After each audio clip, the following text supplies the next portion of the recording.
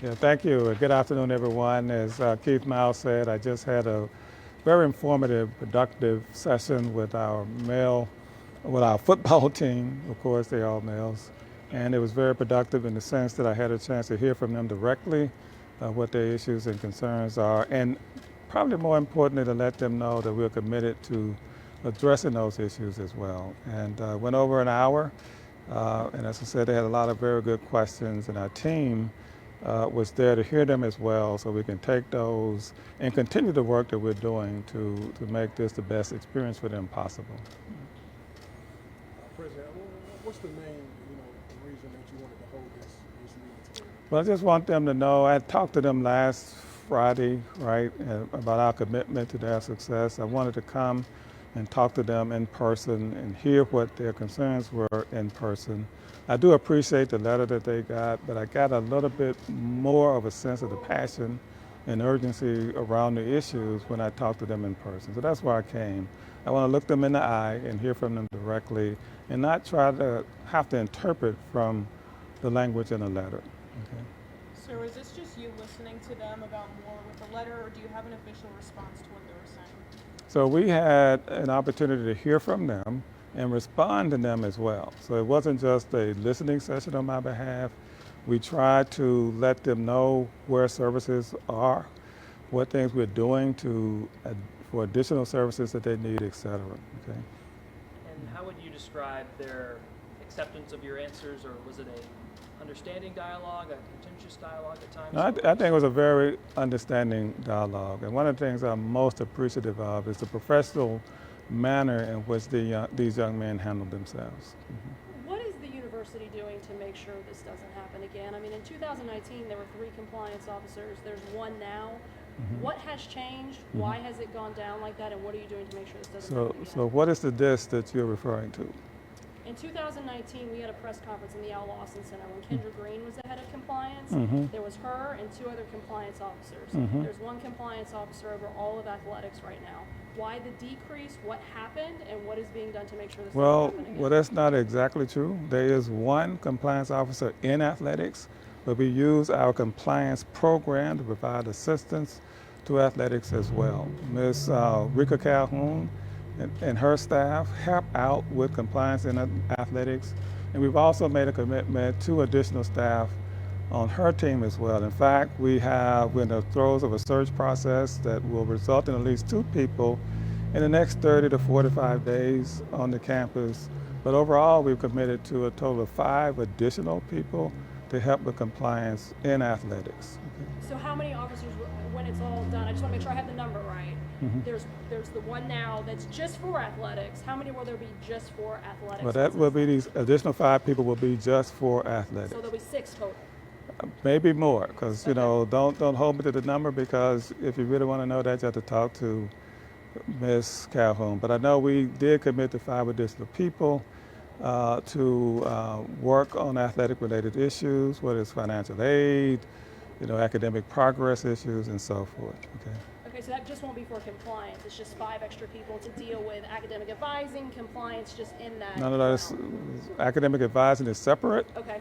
Okay, these are compliance people. Okay. We also committed to adding 2 additional people to help with academic advising. Okay. Specifically in athletics. However, the full impact of what we're going to do in academic advising is utilize the 18 other advisors we have for the campus, train them very specifically in some of the nuances associated with athletics, progression issues, GPA issues, and so forth, because that's a little bit different than a typical student, going from one level to the next. They have to accumulate a certain number of hours after each year and so forth, which is a little bit different what you normally think about when advising students in general. So that's 2 people to wrap up the advising staff and 5 people on the compliance side. Mm-hmm. Thank you. Mm-hmm. President, are you familiar with anyone that has been cleared yet?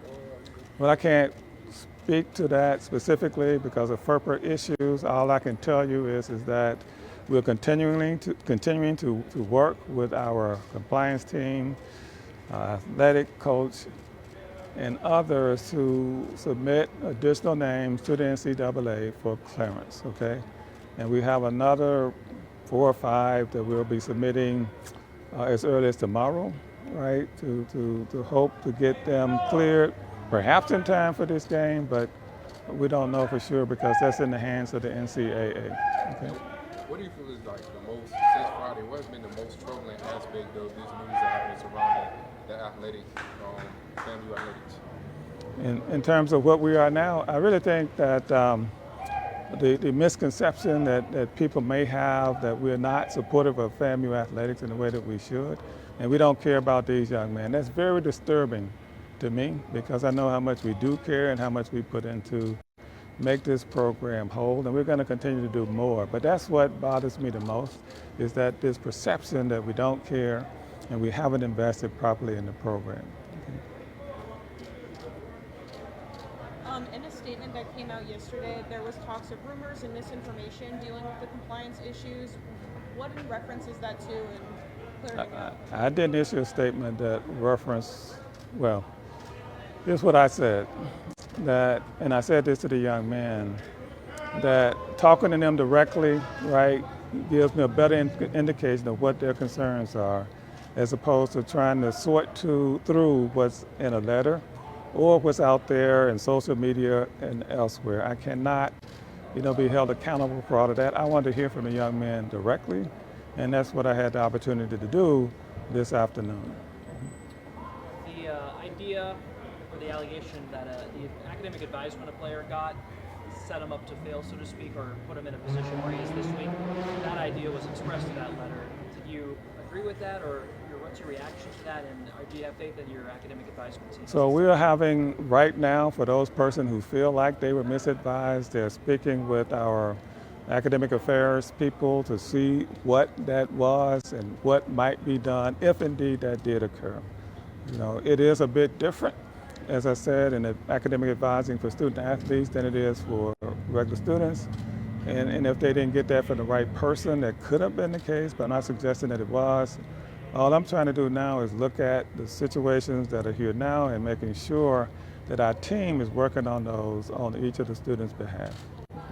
When do you hope to have everybody on campus, all the extra people you guys plan to hire? When do you hope to have everybody here on campus? So for the academic, the compliance people, we're talking about, I think about 3 of them will probably be here within the next 45 to 60 days. But for everybody, we're shooting to make sure all these things are in place by the end of the fall semester. Okay. As you know, we're in a very interesting situation in terms of employment, people moving around and leaving jobs, and so it's not as easy as it might sound, right, to get people here, but we're going to do our best to get these people here and on the ground prior to the end of the semester. Mm-hmm. What can you speak to just on, Willie addressed on Monday talking about the HBCUs sometimes have to be innovative because there is a budget shortfall compared to maybe bigger institutions. Can you speak to that and maybe clarify for some people that just don't understand how this happened? What struggles do you guys face that maybe some other schools don't? Yeah, so the basic issue is how much resources do you have, period. And so some institutions, whether they're HBCUs or not, that have low resources, they have to be very mindful of how they allocate and utilize those resources to get the greatest impact. And then in addition to that, in Florida, as you know, we do have other restrictions on how we can assist athletics with other state funds. And so that's another, challenge for us here in the state university system, in particular for FAMU, because we are a low resource institution. And so we have to look to make those investments in the right places to have the greatest impact. For example, what we're doing in compliance is utilizing our ability to hire those people in our division of compliance as opposed to having them on the athletics payroll. And so although there's one person on their payroll, there'll be a full team of people working to assist athletics in terms of compliance. Let's do 2 more questions. Just the whole process. Are you aware of how long it could take, the whole process with the compliance? Well, I mean, it's an ongoing process, I'll put it that way. And so we're continuing to work with our people and the coach to make sure every reasonable chance that we have of getting a student a waiver, that we get that done. And so we have to be careful, though, that we don't send the wrong message to the NCAA, that we're not doing our due diligence and making sure that these young men, in this particular case, have issues that legitimately give them a chance to play, okay? All right. I have a two-parter, if I could sneak in here. First part, just to clarify some of those other details, the number of tickets allocated for families, was that brought up? Is there a resolution there? Yeah, that has been reinstated at the 4 tickets per person, yes. The AD made that decision just yesterday, okay? And then, feel free not to do this, but since you're with me, I'd love just your thoughts on the dorm situation with the FAMU housing, having to be evacuated off campus, and the shuttle system in place. Have you been monitoring that closely? Do you have Oh, the yes. housing department and the Yes. university housing system? What's your So thoughts? there are 2 situations. One at the Phase 3 facility where we had to move everybody out because there was a Wait until that's bound to happen, right? well, you know, the good thing is not the marching 100. We wouldn't be able to hear anything. But yeah. So in order to accommodate a problem in a very small number of apartments, when you start fumigating and so forth, you can't have people there, and then you just can't do 1 or 2 places because the way pests move, they'll go to the room upstairs or next door, and so we moved everybody out. So those students in Phase 3 will be moving back on Thursday, okay? And then a totally separate issue is the fire that was started in Pokenhorn Village that, activated the sprinkler system and it did some water damage there.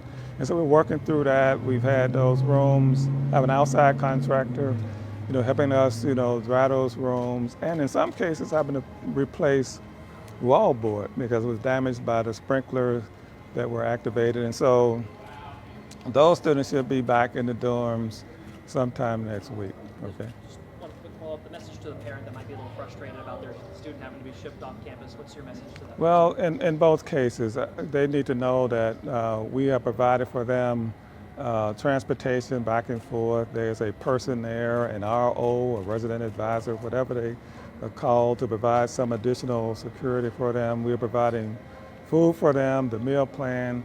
And so we have our eyes on them, but they'll be back on campus soon, okay? Thank you, Dr. Thank Rockford. you. Very much. Thank you. Appreciate it. I sent out an update on the housing situation, so it should be in your mailbox. Perfect. Thank you. Thanks, Dr. Watts.